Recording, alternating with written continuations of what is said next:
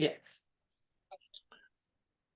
Good evening, everyone. This is Economics 330, Global Business and Political Economy, Global Trade and Political Economy, McGarrett College, City University of New York. Today is Tuesday, November 14th. Time now is 6:30. We've had about near 30 minutes of housekeeping matters to address. And part of that also has to do with our curriculum and the reading assignment. So we are going to power through today's lecture. And one other housekeeping issue for those who are not here to note is that the final term project will appear on Blackboard by midnight tonight, and it will be due December 15th. Note of caution, though, in the final week, ending on December 15th, there will also be a final exam.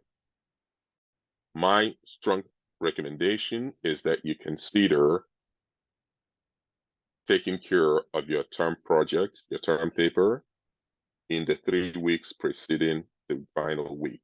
That way you can dedicate the final week to your final. So I strongly encourage you to do that. This is also an opportunity for those who need to make up some ground to do so. So there is some intentionality in allowing up to 4 weeks to get this paper done. We're heading into the holiday season, and I'd love to see everyone at least earn passing grade and go on ahead and enjoy the holiday season. And with that, we'll dive right into this week's lecture. So this week, welcome to Office Hour lecture from Module 12. And as I hope you now know, this week's assessment and our discussion will be on international economic development. This is a part of international political economy that is near and dear to my heart. I started life working as an economic development economist with the U.S. Department of Commerce, Economic Development Administration. And it is really the meat and potatoes of what makes societies successful. If you find those kind of things fun, then you're going to enjoy all the assessment this week. I should mention that I find them fun as well. So we will discuss the causes of economic development. We will also discuss IPE, International Political Economy perspectives to international economic development, including historical materialism, liberal theory, and realistic theory on the linkages between economic development and trade relations. Notably, the plight of underdeveloped and poverty-stricken nations has at least in part been attributed to the structure of global trade. So indeed, many people around the world live in poverty. So to paraphrase some of the challenges with in economic development, one theory is that there is an inherent imbalance in the strength of countries to compete in terms of trade. And I know that may seem to be a mutation of phrases from economic development to international trade. Well, you must know that the two are interlinked. Think of it this way. If you sell, it doesn't matter what it is you sell. Let's say for the purposes of this argument, you sell, I don't know, watches.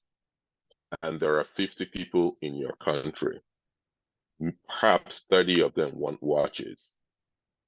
After you sell 30 watches, now you have two options.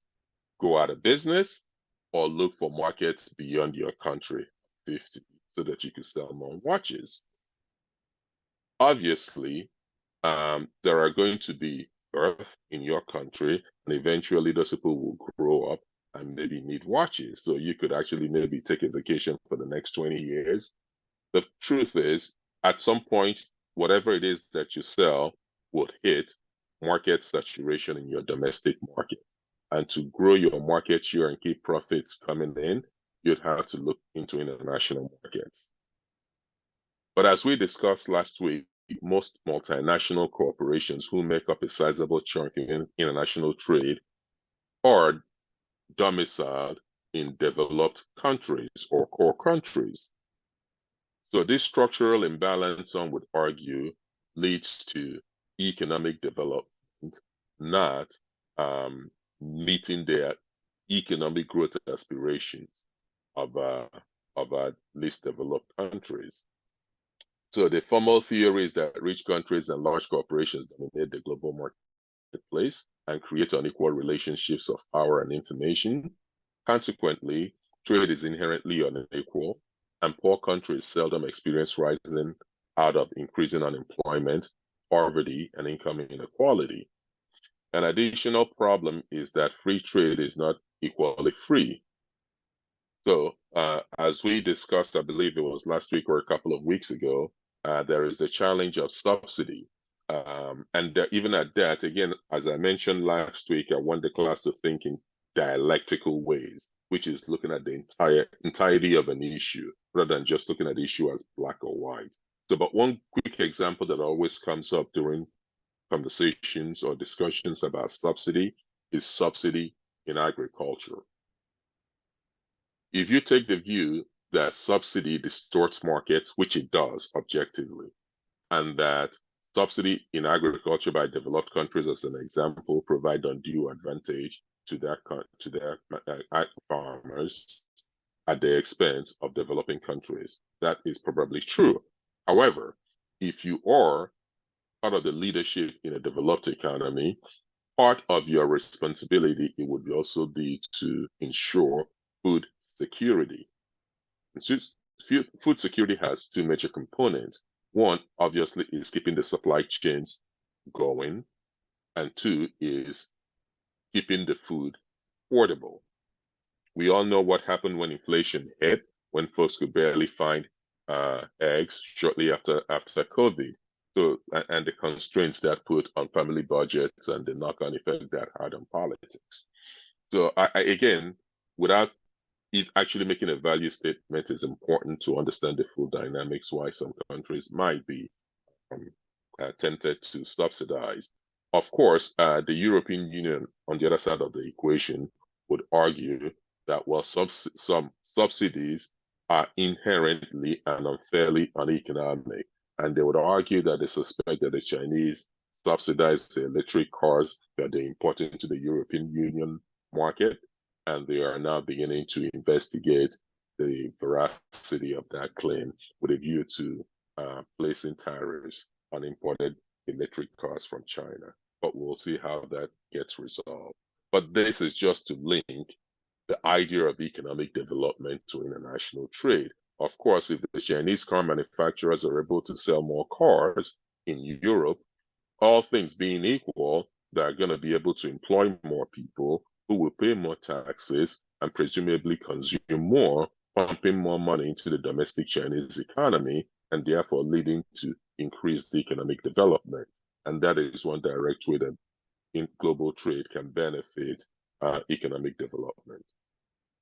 So, although while all liberals encourage least developed countries to follow open markets oriented policies, interventionist liberals, also called reformist liberals, recognize that North and South inequalities can put least developed countries at a disadvantage.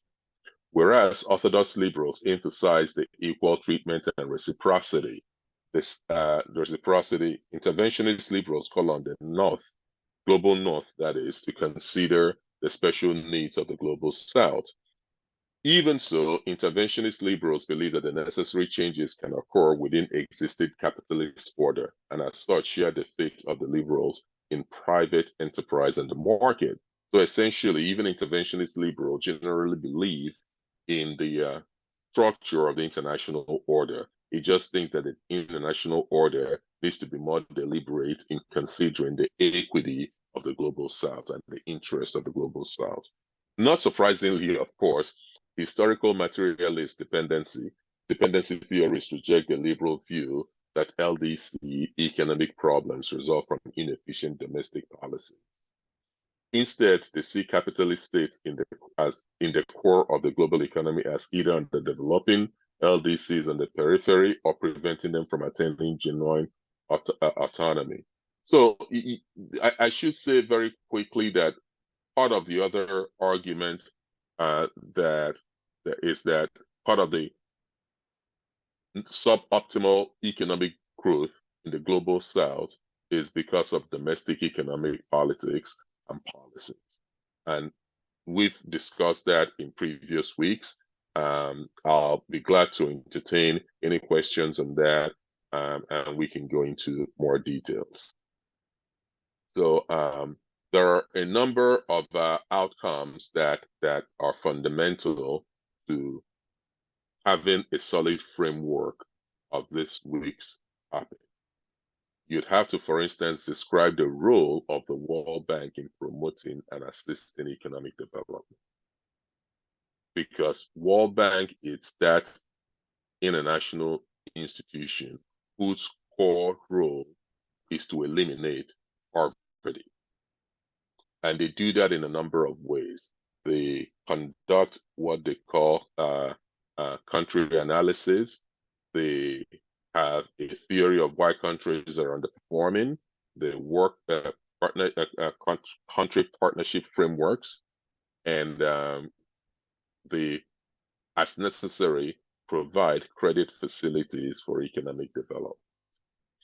So that is the key function of the World Bank. Again, as you may recall, several weeks ago, we discussed the distinction between the World Bank and the IMF, two of them being two of the core Bretton Woods institutions. And the IMF, of course, is really focused on the stability of national economies, liquidity, and balance of trade. So the other core knowledge that you want to work out of this week having is to describe and export-led growth strategy. One of the phrases that you would hear economists like me throw out is, what is a country's theory of growth?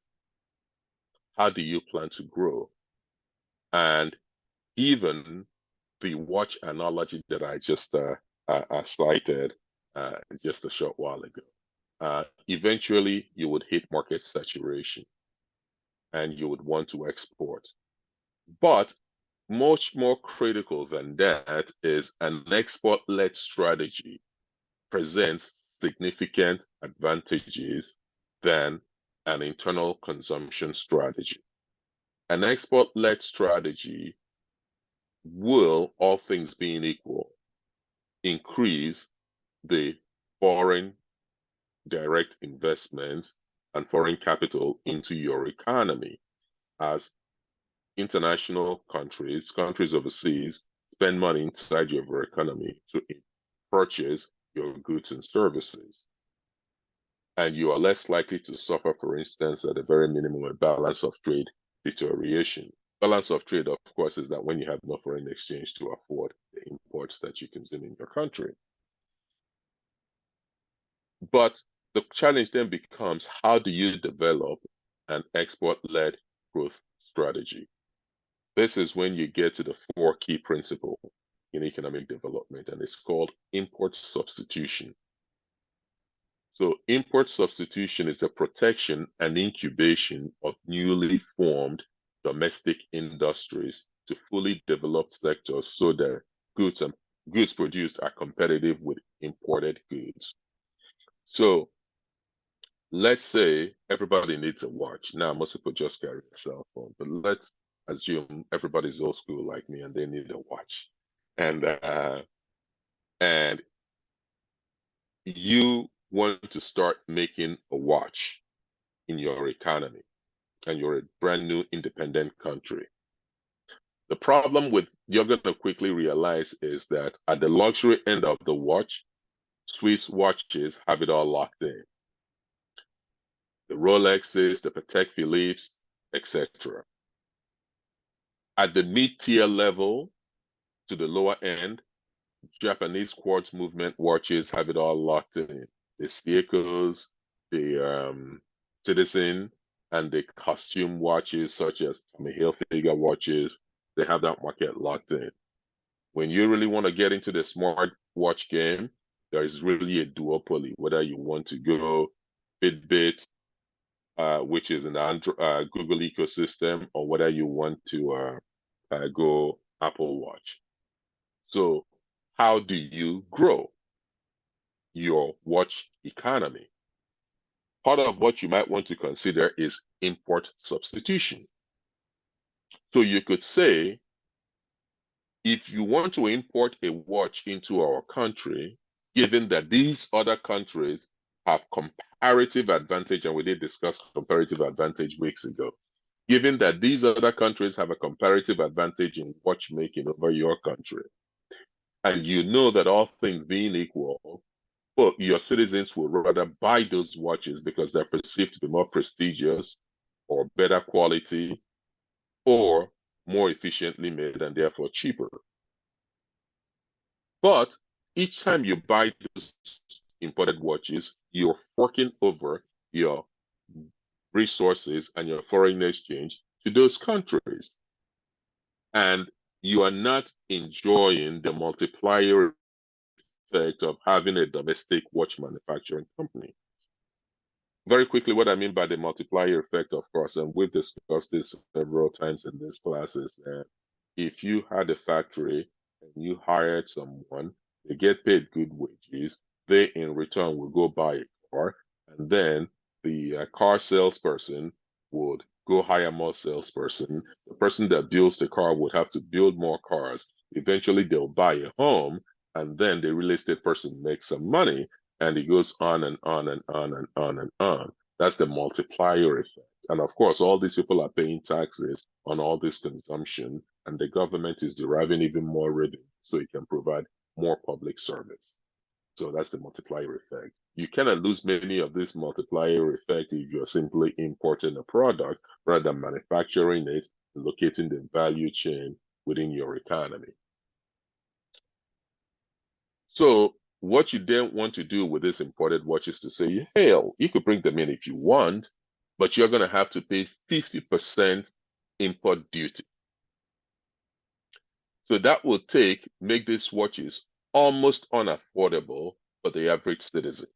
But if you're an average citizen and you want a watch and you don't want to pay a fortune because these imported watches have to pay a high import tariff, then you might want to buy the locally made watch. And that's what import substitution is. So you're substituting the watch that folks would, all things being equal, would have otherwise purchased to with locally made watches. And when you make the watches locally, then, as I mentioned, you get to enjoy the value chain of that manufacturing process within your economy and the multiplier effect of the economic activities. So you want to protect that market until the quality of the products are at par with the international competitors. And at that point, you could begin to relax your tariffs. Of course, other countries might also retaliate because they'll say that this is a non-market practice. But this is essentially how import substitution works. So the fourth and critical point to also learn is the infant industry argument and its justification in economic growth. So the main rationale behind the infant industry argument is that new industries require protection because they lack the economies of scale that competitors possess. Infant industries lack the capabilities to leverage their existing production and require protection until they can acquire similar economies of scale, which is really a long-winded way of repeating what I've just said to you, which is when you're trying to engage in import substitution and you set up your nascent industry in whatever sector that is, you are going to need to protect that market. And that protection of the market is what they call infant industry uh, economic strategy. So you would have to protect it. One quick example that I think that brings this full circle is that about 20 years ago, the Chinese economy, and I mentioned the Chinese economy a lot in our lecture. because the Chinese have done something phenomenal and impressive in economic development, in their ability to pull a large section of their population out of poverty and into the middle class. We can debate about the market forces and non-market forces that continue to drive this growth and development, but the fact is that they've done it, and it's worth examining what they've done right and what they've done right. And some of the places that they may have perhaps fallen short. But the point is that about 40 years ago, about 20 years ago, the Chinese government had what they call the 50+2, which is if you wanted to sell cars in China, they would put such a high tariff on it that you couldn't sell those cars profitably because nobody could afford them. And if you wanted to set up, the alternative would be to set up a manufacturing plant within China, produce the cars in China, and then sell to the Chinese market or perhaps export them internationally. But to do that, you'd have to sell at least 50% of your Chinese manufacturing base to a Chinese company. So that's where the 50 comes in. And then the 2 is that you could not own more than 2 joint ventures if you were a foreign car manufacturer. And they called it 50+2. And this is how the Chinese rapidly built up that technological know-how and the transfer of technology and knowledge from international global car manufacturers to domestic Chinese labor, where 20, 25 years later, the Europeans are concerned that China is flooding their market with subsidized electric cars. So that's because the Chinese really protected their infant automobile industry. Again, we can debate the fairness and the uncompetitive or competitive nature of how they were able to rapidly build their economy. The fact is that they have, and they have built that economy. So this is really, in a nutshell, this week's class.